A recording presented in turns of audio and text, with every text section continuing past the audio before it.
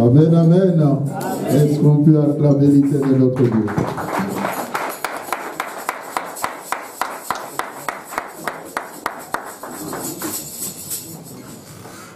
Amen.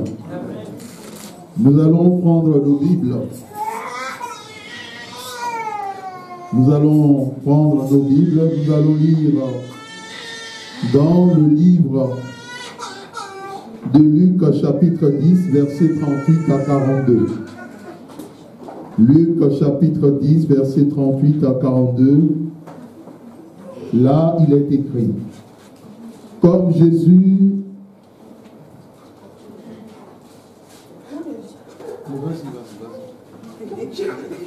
Luc chapitre 10, versets 38 à 42.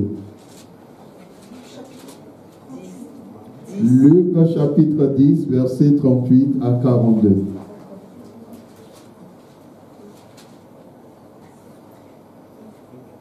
Amen. Amen. Comme Jésus était en chemin avec ses disciples, il entra dans un village et une femme nommée Marthe le reçut dans sa maison. Elle avait une sœur nommée Marie qui, s'étant assise au pied du Seigneur, écoutait sa parole. Marthe, occupée à divers soins domestiques, survint et dit: Seigneur, cela ne te fait-il rien que ma sœur me laisse seule pour servir? Dis-lui donc de m'aider. Le Seigneur lui répondit: Marthe, Marthe, tu t'inquiètes et tu t'agites pour beaucoup de choses. Une seule chose est nécessaire. Marie a choisi la bonne part, qui ne lui sera point ôtée. Amen. Amen. Bien-aimés dans le Seigneur, le thème choisi dans le cadre de cette assemblée générale, c'est choisir la bonne part. Choisir la bonne part. Nous avons tous, d'une façon ou d'une autre, à un moment donné de notre vie, accepté Jésus-Christ dans notre vie comme notre seul Seigneur et Sauveur personnel. Nous avons fait le pas de la nouvelle naissance. Et en acceptant Jésus-Christ dans notre cœur, dans notre vie, comme notre seul Seigneur et Sauveur personnel, nous l'avons aussi accepté dans nos maisons. L'apôtre Paul dit: si je vis, ce n'est plus moi qui vis, mais c'est le Christ qui vit en moi. Donc, lorsque Christ vit en toi et que tu entres chez toi, le Christ entre avec toi. Tu dors, il dort avec toi. Tu te réveilles, il se réveille avec toi. Tu vas au boulot, il va au boulot avec toi. Amen. Amen. Tu es en train de compter ton argent, il compte ton argent avec toi. Amen. Amen. Parce qu'il y a des gens qui pensent qu'au moment où il compte, il n'est pas là. Si je vis, ce n'est plus moi qui vis, mais c'est le Christ qui vit en moi. Lorsque nous acceptons Jésus-Christ dans notre vie, comme notre Seigneur et notre Sauveur, nous devons savoir que nous ne sommes pas les seuls à l'avoir accepté. Dans ce texte, ce n'est pas seulement Marthe qui a reçu le Seigneur Jésus-Christ, mais Marie aussi a posé ce pas. Mais lorsque nous acceptons Jésus-Christ comme Seigneur et Sauveur, prenons les thèmes Seigneur et ajoutons Sauveur. Quand nous disons qu'il est notre Seigneur, il est notre Rabbi en hébreu, il est notre Maître. Et si nous le considérons comme notre Maître, nous sommes donc ses serviteurs. Mais le Christ, dans son amour, ne nous appelle plus ses serviteurs, mais nous appelle ses amis. Amen.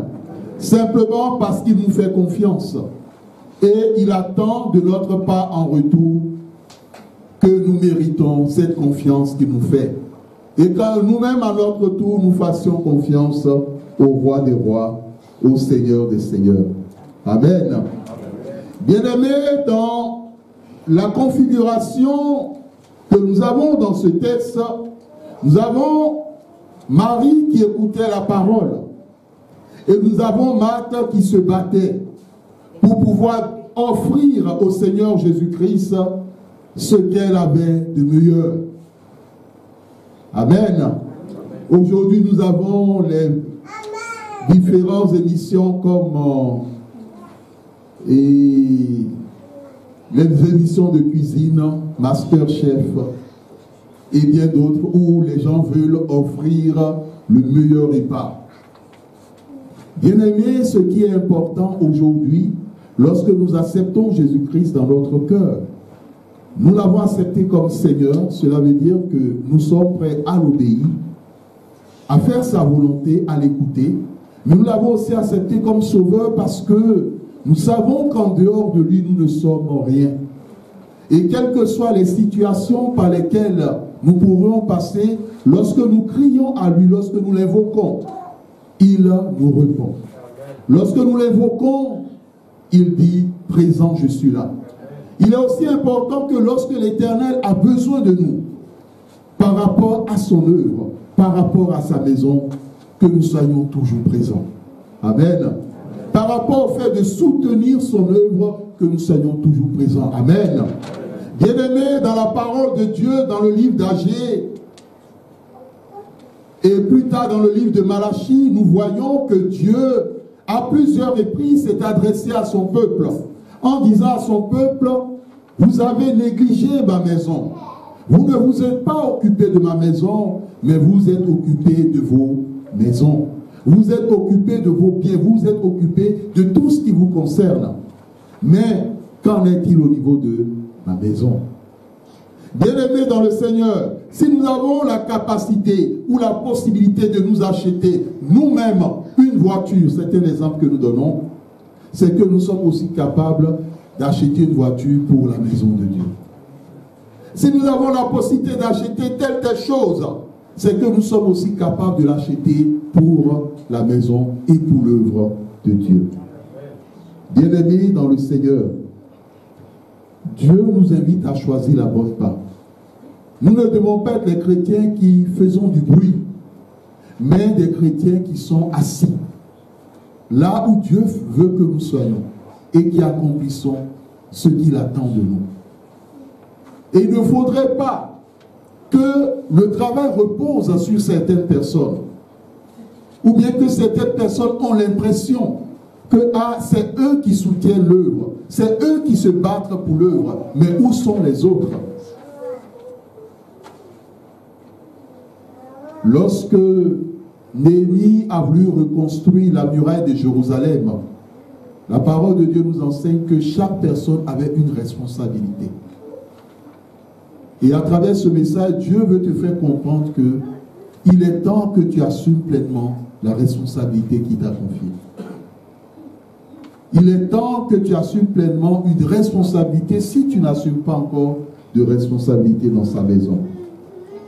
Enfin, l'Éternel t'adresse cette parole, nous adresse cette parole. Ainsi, mes frères, bien-aimés, soyez fermes, inébranlables, travaillant de mieux en mieux à l'œuvre du Seigneur, sachant que votre travail dans le Seigneur ne sera pas vain. Que le Seigneur bénisse sa parole dans nos cœurs. Amen. Amen.